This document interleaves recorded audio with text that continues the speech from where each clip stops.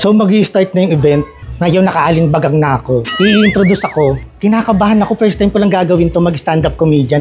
Hindi ko alam kung matatawa sila sa akin. Itong mga audience natin ngayon. Kaya pagtitripan ko na lang sila. Ganun. Wala akong talent eh. Ang talent ko lang magalit. Oo. Saan ako pwede dumaan? Ito ka sa likod. Balik. Kasi nandito na si Queen. Unahin namin siya. Hello po. Hi Queen. Galingan mo Queen ha. A few moments later. Alam niyo, kinakabahan ako talaga ngayon eh. Kasi nauna si Queen Yasmin, Diyos ko, Panginoon ko. Pakitouble check nga po yung mga salamin, parang nabasag eh. Hello? Sabi ko sa inyo, naglolo ko na yung mic. Queen Yasmin, kasalanan mo to. Naglolo ko yung mic. Nabasag yung salamin, paano yun? Ikakaltas yun sa TF mo, ha?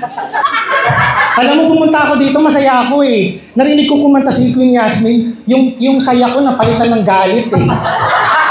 Joke lang Queen Yasmin ah. Yo, what's up? Welcome sa vlog na to at makikita nyo kung ano nga ba ginagawa ng isang content creator pagka na-invite kami sa isang event para maging guest. So ngayon na-invite tayo para maging stand-up comedian. Ito yung first time na gagawin ko to. Na-invite tayo sa Christmas party. Ang costume ko ay scrub suit kasi nga mga medtech karamihan ng mga guests. So makikita nyo guys, ang ganda ng view dito guys. Andito ako ngayon sa Tagaytay. Ang bongga ng kliyente ko ngayon kasi sagot niya tong condo. Yung buong condo na to wala akong binayaran. No? Tapos syempre may TF pa tayo, 'di ba? Mamaya malalaman niyo lahat, no. Kiss daddy. Wish me luck. Bye-bye daddy, love you. Di ba naka-disguise ako? Sabi ng kliyente natin, naka-disguise dapat ako dahil di nila ako makilala. Kasi si Aling Bagang yung guest nila. Kiss mo na ako, dali. Bye-bye, love you. Kuya, ikaw na bahala dyan sa mga kapatid mo ha. So nandito na ako sa venue. Kailangan ko daw mag-disguise kasi surprise nga daw si Aling Bagang. So magtatago tayo. Hello, saan ako pwede dumaan? Ito ka sa likod. Balik. Kasi nandito na si Queen. Unahin namin siya. Sige ma'am, pasensya na. Hello po, hi Queen. Galingan mo Queen ha. So mag-i-start na yung event. Ngayon nakaaling-bagang na ako. I-introduce ako. Kinakabahan ako. First time ko lang gagawin to, mag-stand-up comedian. Hindi ko alam kung matatawa sila sa akin. Pero mga medtech din tong mga tawag dito, mga audience natin ngayon. Kaya pagtitripan ko na lang sila. Ganun. Wala akong talent eh. Ang talent ko lang magalit. Oo. Mighty Mike! Ay! Ang ganda ni Aling Bagang! Nagulat ako! Alam niyo, kinakabahan ako talaga ngayon eh. Kasi nauna si Queen Yasmin, Diyos ko, Panginoon ko. Pakitouble check nga po yung mga salamin, parang nabasag eh. Hello? Sabi ko sa inyo, naglolo ko na yung mic. Queen Yasmin, kasalanan mo to. Naglolo ko yung mic. Nabasag yung salamin, paano yun? Ikakaltas yun sa TF mo, ha? Alam mo, pumunta ako dito, masaya ako eh. Narinig ko kumanta si Queen Yasmin, yung saya ko napalitan ng galit eh. Joke lang Queen Yasmin ah. Good afternoon. Masaya kayo? Yes! May bonus na kayo? Yes! Kaya pala ang saya-saya. No? Ako hindi pa ako bayad eh. Baka sakali lang, no? Ulitin ko po, ako po ay medical technologist, no? Sino yung mga medtech dito? Taas ang kamay. Ang dami. Kaya pala yung mga itsura nyo, mukha kayong hikaos sa buhay. No? Di ba kasi ganito yung itsura pagka mga medical technologist, parang hirap na hirap ka na. Gusto mo lang sumuko sa buhay. No? Kinontak ako ni Ma'am Evalinda, sabi niya sa akin, Sir, baka pwede namang mag-guest ka sa Christmas party namin kasi mga medtech din yung karamihan dun eh. Sabi ko, naku ma'am, hindi nga ako marunong sumayaw, hindi rin ako marunong kumanta. Sige, ganito na lang, okray mo na lang yung mga staff ko. Sabi niya, hindi magagalit yung mga yung kahit lahit-lahitin mo. Di ba sabi mo yon? Umamin ka. Okay. Get one and pass po, ha? Get one and pass. Opo. Kuha po kayo isa-isa lang po, ha? Kasi, ang sabi po ni Ma'am Evalinda, mag-aambag-ambag daw kayo sa TF ko, ha?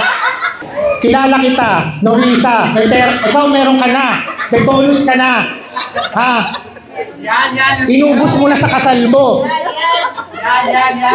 Ito ba yung asawa mo?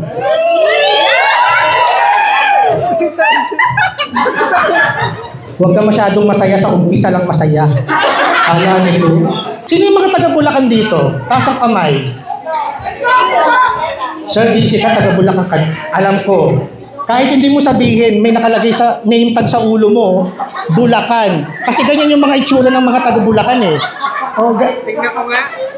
Anong trabaho ni sir? Ay, oh my God.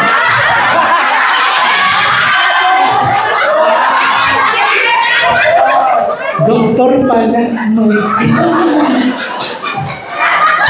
Sir, pasensya na sir, hindi kasi halata. Ay, joke lang. Bakit? Ay!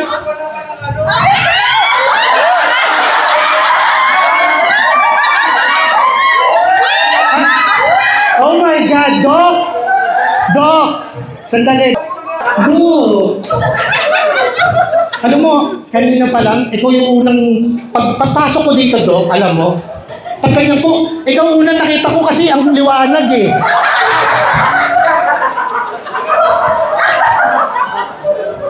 Joke lang, Doc. Inutos mo? Ayaw mo talaga, okay? I just touch myself talaga. At ayun na nga sa loob ng halos 30 minutes na pag-entertain ko sa kanila at pagpapatawa, feeling ko nag-enjoy naman sila sa mga ginawa ko at sobrang init ng pagtanggap nila sa akin. Sobrang nag-e-enjoy ako sa ginagawa kong pagpapasaya sa mga ibang tao. Hindi siya madali kasi kailangan pag stand-up comedian ka, nakatayo ka. Wala naman siguro stand-up comedian na nakaupo. Sa lahat ng mga boss na nag-invite sa akin, especially kay Ma'am Evalinda De Castro, thank you so much. At sa lahat ng mga staff, maraming salamat. Ang babait niyong lahat, promise. Walang halong pambobola to. Baka sabihin niyo, binubola ko kayo. Kanina nagpamigay ako ng mga sobre. Para joke lang to. Hindi ko alam ng seryosohin nila. So ngayon, nag-aantay na lang tayo na matapos yung event. Pero successful naman yung event, guys. Ito yung first time na nag-stand-up comedy ako talaga. Successful naman, naging natuwa naman sila sa performance ko. And sobrang gagalante ng mga boss dito. Sobrang babait ng mga staff ng BDC, Precision. Marami pa to, guys. Ipapakita ko na lang dyan yung mga clinic na member ng Christmas party ngayon, guys. So makikita nyo, guys, nanalo pa ako sa raffle. Hindi naman ako staff dito pero sinali nila ako. Tapos ang dami nilang binigay, guys. Mamaya papakita ko sa inyo. Ayan oh. So nasakay ko na yung mga binigay nila. Siyempre magpapaalam na tayo. Sobrang galante ni Ma'am Evalinda tsaka yung mga anak niya. Papasalamat tayo, guys. Ikaw kayo sa vlog. Bye! Thank you so much! Yung mga follower natin na medtech, magpapaalam din tayo. Bye, guys! Thank you so much, guys! Bye-bye! Bye-bye! Ay, congrats sa inyo, ha! Ingat! The next day. Dami, oh! So, how was the experience bilang first time mong maging stand-up comedian? Sa tingin mo natuwa naman sila sa pinaggagawa mo? Hindi, feeling ko natuwa naman sila. Natawa sila. Kasi sa totoo lang, hindi ko naman talaga alam kung matatawa sila sa mga jokes ko. Kasi nga first time ko to, di ba? Yeah. Pero alam mo naman na... Practice ka naman eh. Alam mo naman na nung matagal ko ng pangarap, Yeah. matagal ko ng pangarap na mag-perform sa harap ng maraming tao para magpatawa, di ba? Kasi sa mga hindi nakakaalam, guys, matagal lang akong gumagawa ng mga comedy contents, comedy skits, pero hindi ko alam kung ano yung nagiging reaction ng mga nakakapanood sa akin. Diba? Hindi ko alam kung natatawa ba sila, naiinis ba sila. Ito, iba yung experience na to kasi nga... Kasi iba naman hindi mas skit yung ginawa. Yes, di skit yung ginawa ko ngayon. So, ito talaga, makikita mo talaga yung reaction ng mga tao, yung mga mukha nila, expression nila, yung tawa nila. Sobrang na-overwhelm ako nung mga punchline ko. Tumatawa sila. Tumatawa sila. Mababaw lang din pala. Pagka uma-action ka habang nagjo-joke, kakapanood ko kay Alex Calleja. Di ba nakita mo gabi-gabi naman nanonood ako bago tong event na to. Siya yung naging inspiration ko. Sobrang nag-enjoy ako sa BDC Laboratory Family. Nung nagpe-perform ako, hindi ko alam na yung mga ino-okray ko, mga boss pala. Dahil sa sobrang close nila sa isa't isa, hindi mo na ma-identify kung sino yung boss sa ano kasi nga parang pamilya lang sila. Para silang pamilya. Tsaka ang gagalante nila. Munti ka pa hindi mo bayaran, inokray mo yung mga boss. So guys, ngayon subukan nating tignan kung magkano yung binigay. Random to, random. May pa-envelope. Yes! Ito yung una. 50 pesos. Hindi mo bubuo ang 100 pag wala 50. Truth. Thank you so much. 50 pesos. Ang kuripot mo. Joke lang. Thank you so much, ha. To Mighty Mike. May nakasulat. Ito, bongga. To Mighty Mike, Merry Christmas. From Jesmel, tama ba? Jesmel Med and Diagnostic Clinic. Lani Ocampo. May number pa. Will send out? Kasi yung mga medtech, pero kaming laboratory na pinag-send outan ng mga special tests. Wow. 1,000 pesos! Oh my God. Ito guys, hindi ito yung bayad sa akin, ha. Ito lang yung bigay. Kasi nangaroling ako eh. Bonus. Hindi ko na-expect to, ha. From, dalawa. Jermel Medical and Diagnostic Clinic pala, hindi Jesmel. Amor M. Cruz naman, may number ulit. Amor ba yun? Amor nga, Amor. Send out. Ito si Ma'am Amor. Pero same clinic. Oh my God.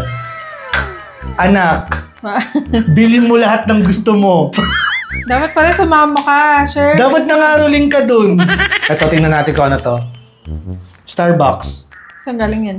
Sa may-ari sa anak. Yung anak ni Ma'am Ibalinda na may-ari ng Precision Diagnostic Laboratory. Medtech din yun. Pati yung misis niya medtech din. Pakita na lang natin yung mga picture. It runs in the family. Yes, it runs in the families.